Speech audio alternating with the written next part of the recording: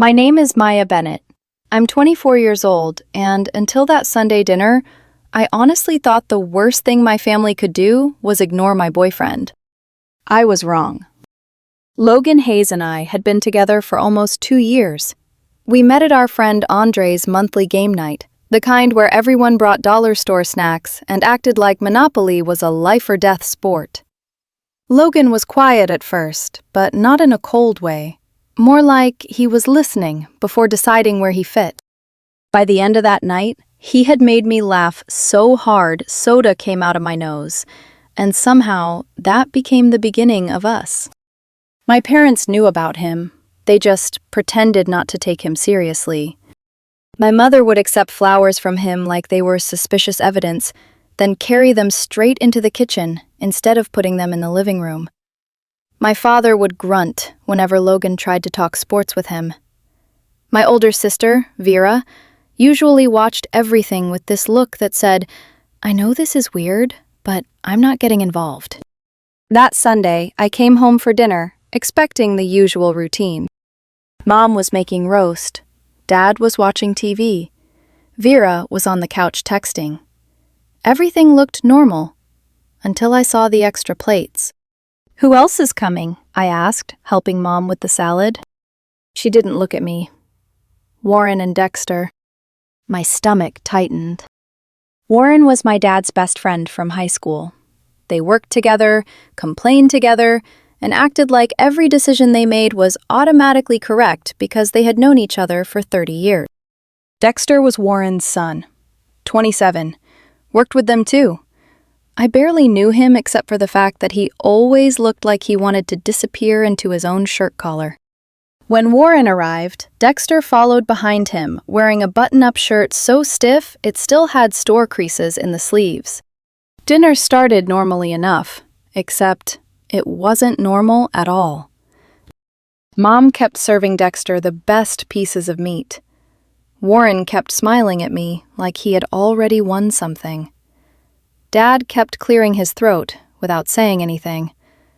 Vera kicked me under the table once, hard, then widened her eyes like she was trying to warn me. By the time Mom brought out the boxed brownies, my whole body felt cold. Then Dad set down his fork. "Maya," he said, "Warren and I have been talking." That sentence alone should have made me run. Warren leaned forward, beaming.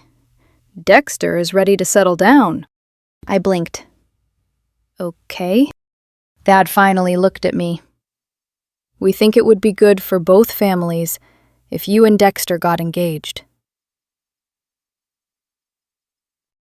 For a second, I thought I had misheard him.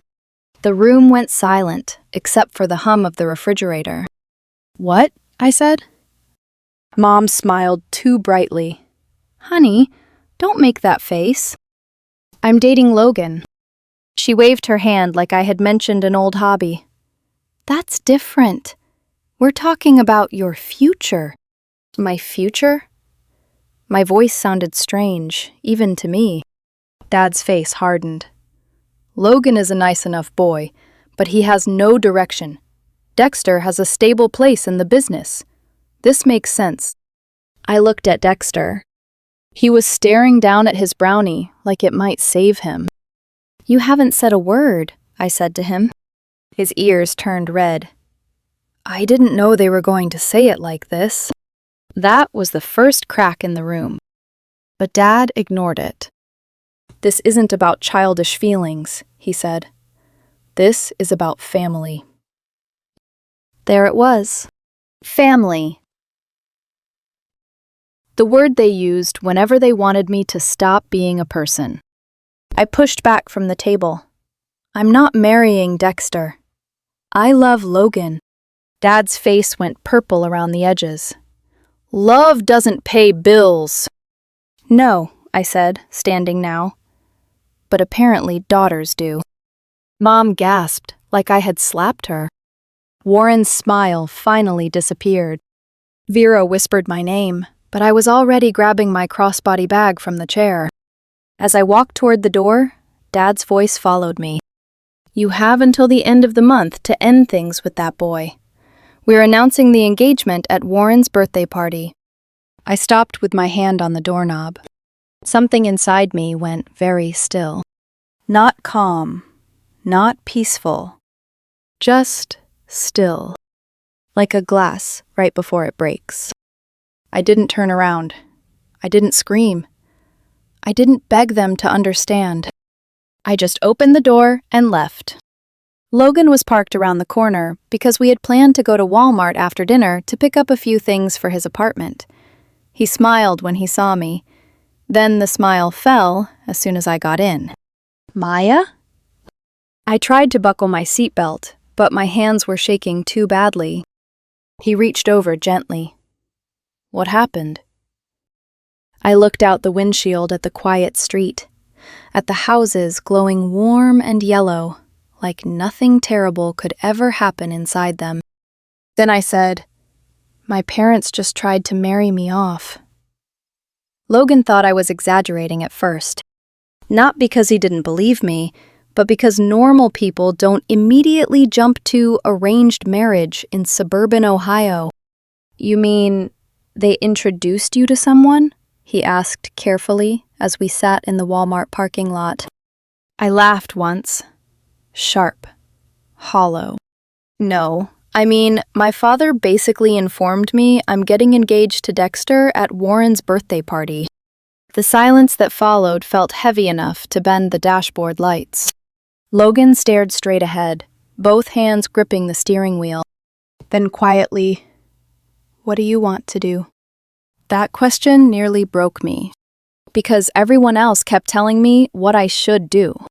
Only Logan asked what I wanted. I'm not marrying him, I whispered. His shoulders loosened slightly. Okay. Okay? He finally looked at me. If that's your decision, then okay. We'll figure it out. We. That tiny word carried more comfort than my family had given me in years. That night, I stayed at Logan's studio apartment. Calling it small would have been generous. The kitchenette was basically attached to the bed. The bathroom door didn't close all the way unless you lifted it first, and there was exactly one chair, which meant one of us always ended up sitting cross-legged on the floor. Still, when Logan handed me one of his oversized hoodies and made instant ramen at midnight while I cried into a paper towel, it somehow felt safer than my childhood home. The next morning, my phone looked like a disaster zone. 37 missed calls, 52 texts, 3 voicemails from Mom, crying, one from Dad that simply said, "Call me, now." Vera texted separately. "Dad's furious. Please don't come home tonight." Then another message. Also, Mom told Aunt Celia already, because apparently humiliation spreads faster than Wi-Fi. I muted nearly everyone, except Vera. For 2 days, Logan and I lived in a strange, frozen state. He went to work. I picked up shifts at the store. At night, we sat on his bed eating microwave meals and pretending everything was manageable. Then, the real truth started leaking out. It happened when I went home during the middle of the afternoon to grab clothes while my parents were at work. I thought the house would be empty. Instead, Vera was sitting at the kitchen table wrapped in a blanket, sniffling miserably. "You're sick?" I asked. "Community college plague," she muttered. "One person coughs and suddenly everybody's dying." I started stuffing clothes into a duffel bag while Vera watched me quietly. Then she said, "You know this isn't really about marriage, right?" I froze. "What do you mean?" Vera hesitated, then lowered her voice even though we were alone. "Warren's company is doing really bad." I turned slowly toward her. "What?" She rubbed her forehead. "Dad's been stressed for months. They've been fighting about money non-stop. I heard Mom saying something about contracts and debt." Suddenly, dozens of tiny things clicked together in my head. Dad working later than usual. Mom obsessively cutting coupons. The leaking kitchen faucet nobody fixed. The way Warren kept grinning at dinner like he was closing a deal. "Oh my God," I whispered. Vera nodded grimly. "I think they're trying to combine the businesses." I sat down hard in one of the kitchen chairs. Not because I was surprised my father cared about money, but because he cared enough to trade my future for it. The worst part? Vera wasn't even finished. "They already paid for a venue," she said carefully. I stared at her. "A what?" "A wedding venue. Well, technically they booked it under Warren's birthday party, but Mom's been calling it your engagement celebration." I actually laughed. Not because it was funny, because my brain couldn't process anything else. "You're kidding." She put down a non-refundable deposit. Of course she did. Of course my mother had already built an entire fantasy around my obedience. The next few days became unbearable. Mom started sending me photos of wedding venues. Dad stopped calling and switched to long, disappointed texts about sacrifice and family duty. Random relatives suddenly emerged from nowhere to give opinions. One aunt told me I was throwing away stability. A cousin I barely remembered messaged me saying, "Love fades, security doesn't." Meanwhile, Logan's studio apartment was slowly becoming a war zone. 2 people living there made everything harder. My makeup ended up next to canned soup because there was nowhere else to put it. I found my hairbrush in the refrigerator one morning. The downstairs neighbor complained about footsteps, even though we were practically tiptoeing through life already. And money. God, money became terrifying fast. My manager suddenly cut my hours after my mother called the store crying about her troubled daughter. Logan's car failed inspection. The apartment we had planned to move into got rented to the landlord's nephew instead. Every time we thought we caught our breath, something else collapsed. One night, I found Logan sitting on the floor, staring into the kitchen cabinet. "What are you doing?" I asked. He looked up sheepishly. "Trying to calculate how many dinners we can make with rice, beans, and half a bag of frozen vegetables." Something in my chest twisted painfully. He smiled anyway. "Good news, though. If we survive this month, we can probably survive the apocalypse." I started crying right there in the kitchen. Not dramatic sobbing, just exhausted tears. Logan immediately stood up. Hey! "I ruined your life," I choked out. His expression changed instantly. "Maya, don't. You didn't ask for this. My family's insane, and now you're stuck living in a shoebox eating poverty rice because of me." He walked over and cupped my face gently. "I'm with you because I want to be." I looked away. "You say that now. I'll say it tomorrow, too." That almost hurt more, because he meant it. The lowest moment came at Walmart. Again. Apparently every emotional disaster in my life happens under fluorescent lighting. We were buying generic cereal and ramen when Mom spotted us near the freezer aisle. She looked at our cart, the off-brand groceries, the cheap detergent, the total exhaustion on my face. Then she burst into tears. Right there, between frozen pizzas and discount waffles. "Maya," she sobbed loudly, grabbing my arm, "you deserve better than this." People started staring immediately. I could actually feel Logan tense beside me. Mom kept crying harder. "You're ruining your future over some boy." Some boy. Not the man helping me survive. Not the person eating instant noodles beside me without complaint. Just some boy. I pulled my arm free carefully. "No," I said quietly. "I'm choosing my own life." Dad appeared seconds later, like he'd been summoned by emotional manipulation itself. His expression darkened when he saw Logan. "You think this is a game?" he snapped. Logan stepped slightly in front of me, not aggressively. Protectively, Dad noticed. And somehow, that made him angrier. "You can't provide for her," he said coldly. Logan swallowed once before answering. "I may not have much right now, sir, but I love your daughter." Dad laughed bitterly. "Love doesn't keep the lights on." Then he grabbed Mom's cart and walked away, leaving us standing there under buzzing fluorescent lights while strangers pretended not to watch. That night, back at the apartment, I lay awake listening to Logan breathe beside me. The room smelled faintly like ramen seasoning and laundry detergent. Outside, someone's car alarm kept chirping every few minutes. I stared at the cracked ceiling and thought about how close I'd come to giving in. Because part of me was scared Dad might be right. Love didn't magically fix broken cars. Love didn't pay rent. Love didn't stop families from falling apart.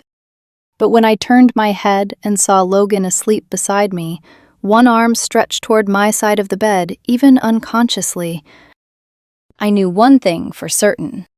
I would rather struggle beside someone who chose me than live comfortably with someone chosen for me. The final straw arrived in the form of an invitation. Vera sent it to me at 11:42 p.m. with the message, "I'm sorry." At first, I thought it was a birthday announcement for Warren. Then, I zoomed in. Elegant cream-colored cardstock. Gold lettering. Together with their families. My stomach dropped before I even finished reading.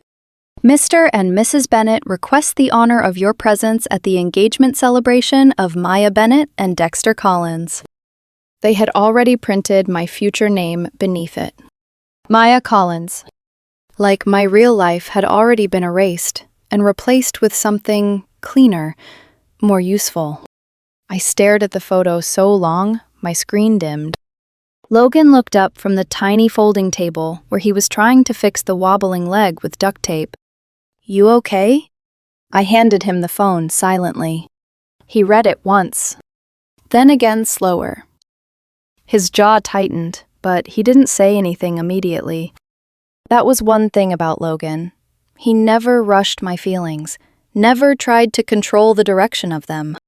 Finally, he asked softly, "What do you want to do?" And suddenly, I was so tired. Tired of defending myself.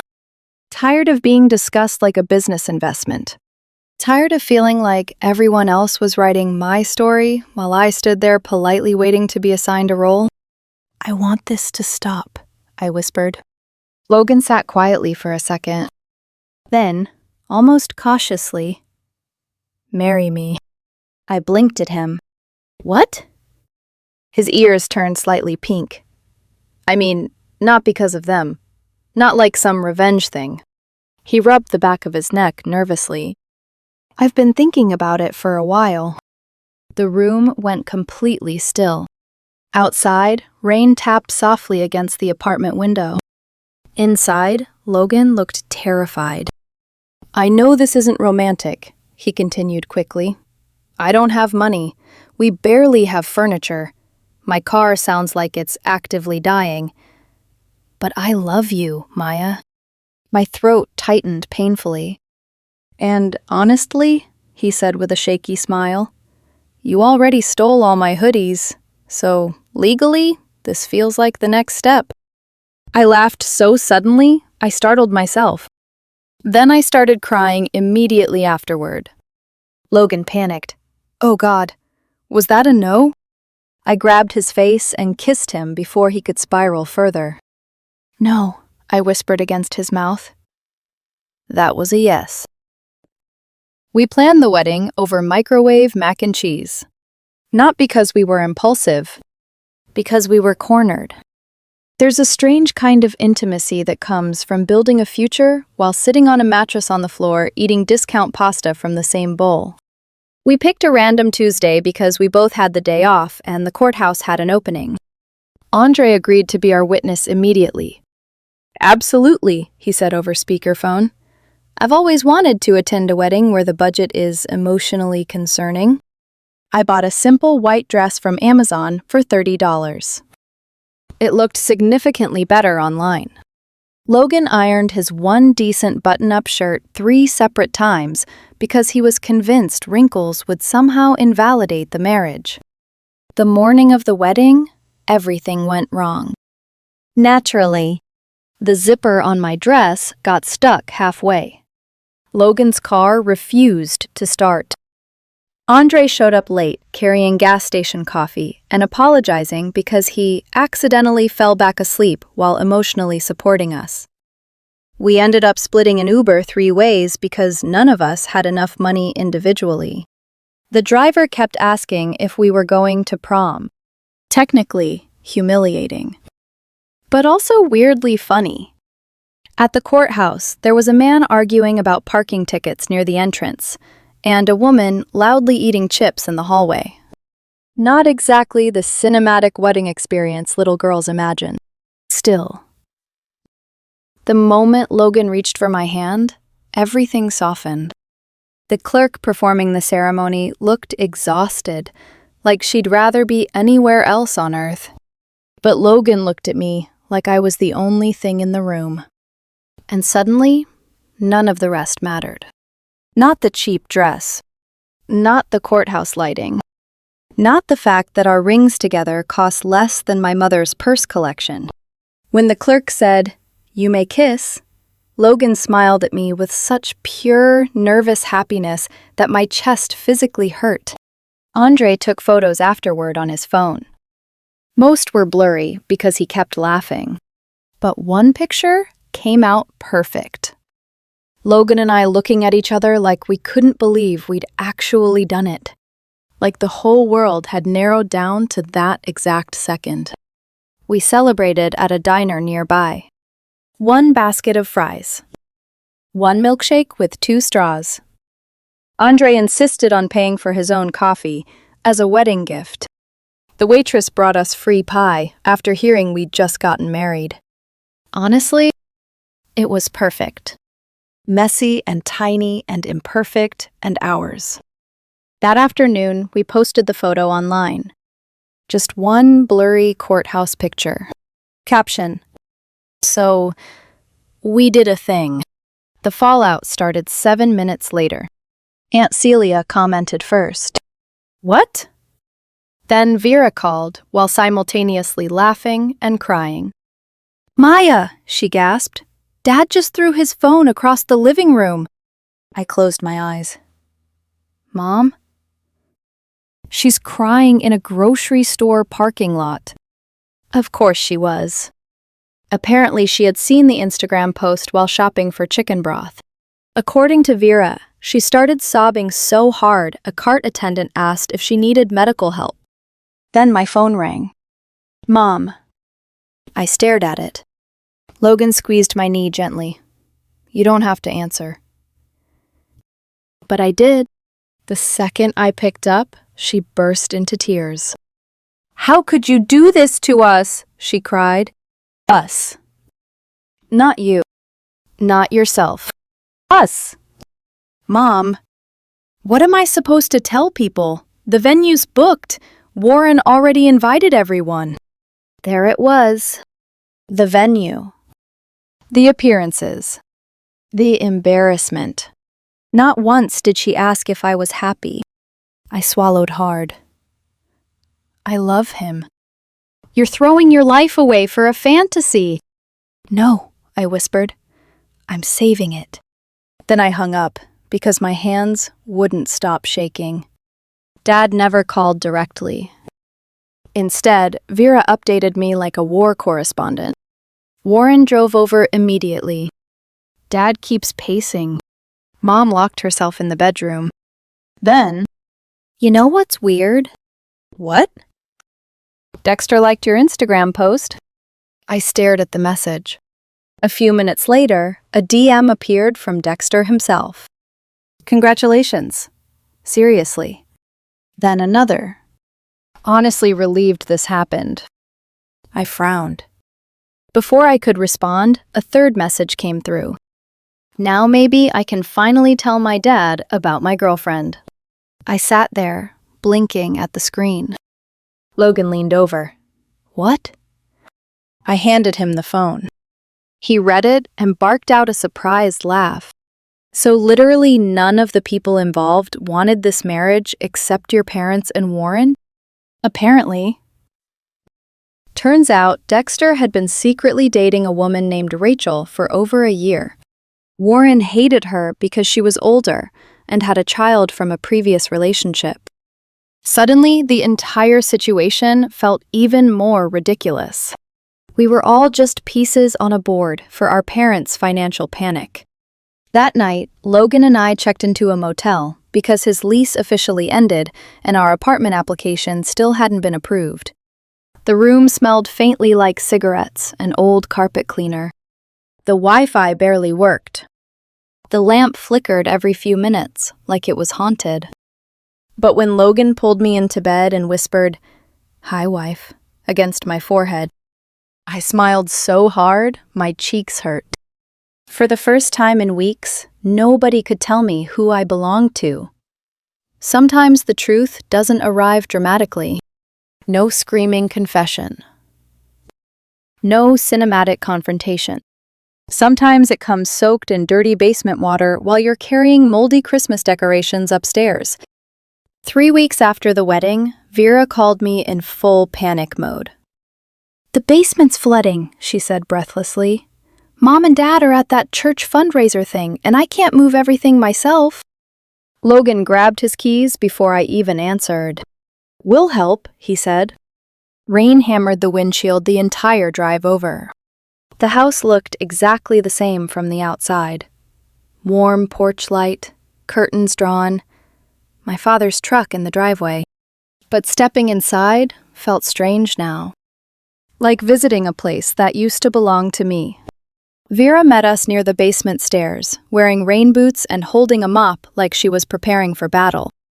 "It's bad," she warned. She wasn't exaggerating. Water covered half the basement floor. Boxes floated near the washing machine. Old papers and photo albums were scattered everywhere.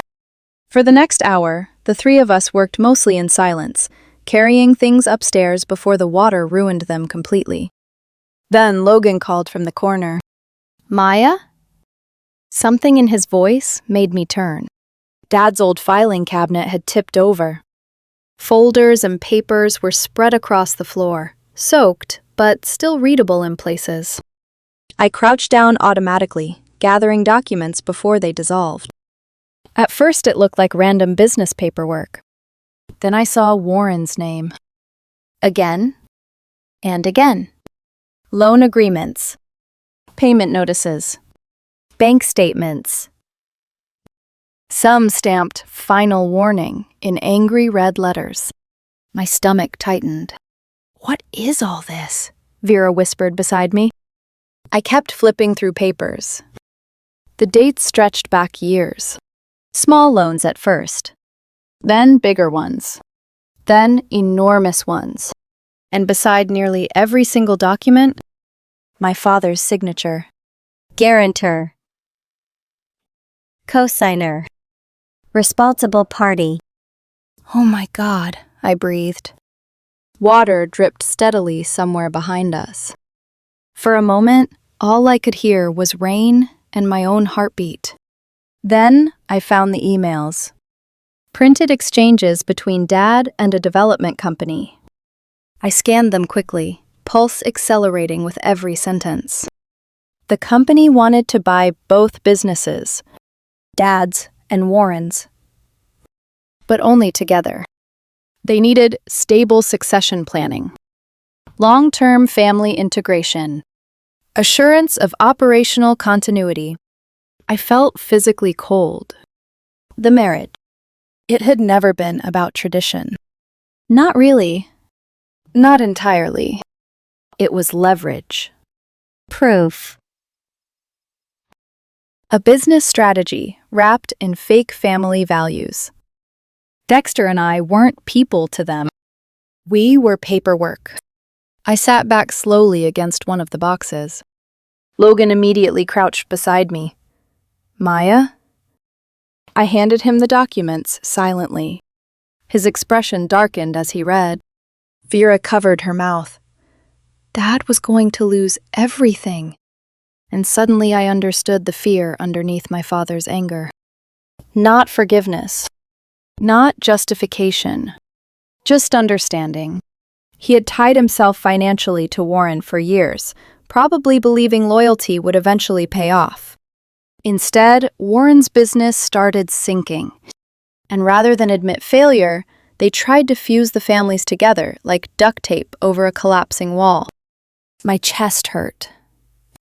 Because part of me still loved my father. Even after everything. That was the cruel thing about family. Love doesn't disappear just because trust does. I took photos of every document before the water ruined them completely. Then, after a long hesitation, I sent some of them to Dexter. His reply came 20 minutes later. Well, that explains literally everything. Then, Dad's been pressuring me for months to grow up. Another message followed. Rachel says your parents are insane, by the way. Despite everything, I laughed. The next few weeks felt like watching dominoes fall in slow motion. Warren's wife discovered the second mortgage on their house. Apparently, he had refinanced it twice without telling her. She moved out almost immediately. Dexter finally introduced everyone to Rachel and her daughter. According to Vera, Warren reacted by yelling about destroying the family, which was ironic considering he had practically detonated 2 families already. Then came the biggest blow. The development company backed out entirely once the arranged marriage plan collapsed. No merger. No deal. No rescue. Dad had to sell equipment just to keep the business alive. Mom started posting vague Facebook quotes about betrayal and hardship. Then gradually, the anger changed. It softened around the edges. First came random texts from Mom late at night. Did you eat dinner? It's cold this week. Wear a heavier jacket. Saw your favorite cereal on sale today. No apology. But no manipulation either. Just small openings. I didn't know what to do with that. Meanwhile, Logan and I slowly built our life together.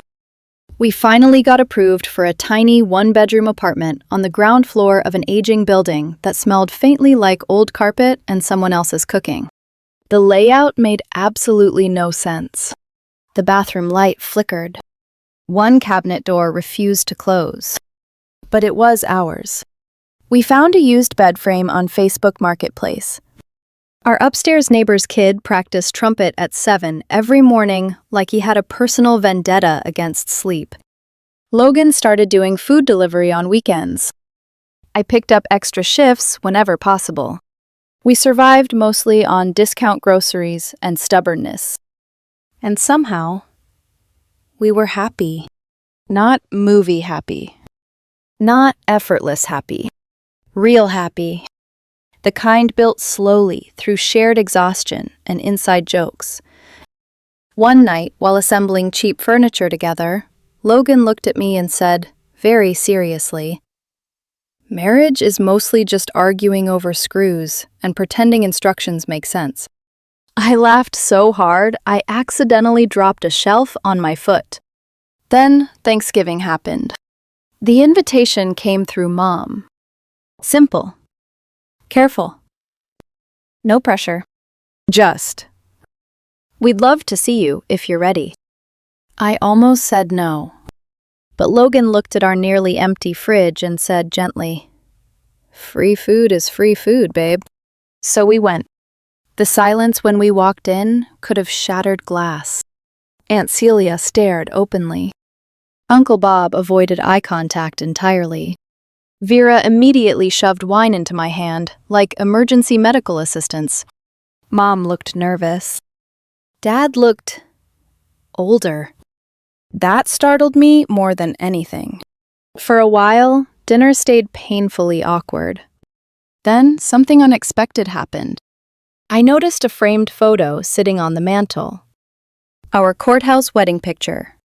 The blurry one Andre took.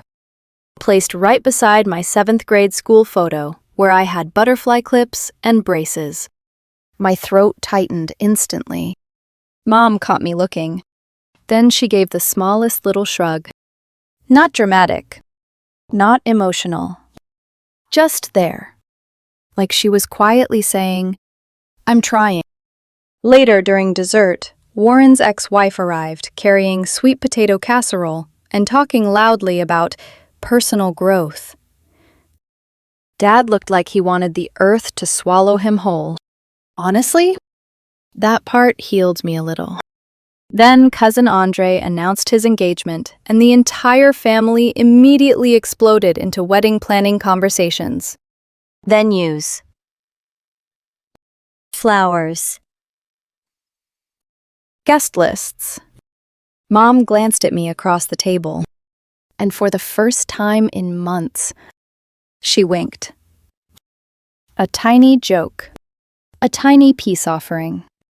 On the drive home, Logan reached over from the driver's seat and squeezed my hand. You okay? I looked out at the passing streetlights, at our beat-up car making suspicious noises, at the cheap ring turning my finger slightly green, at the future ahead of us, uncertain and imperfect and entirely ours. Then I smiled. Yeah, I said softly.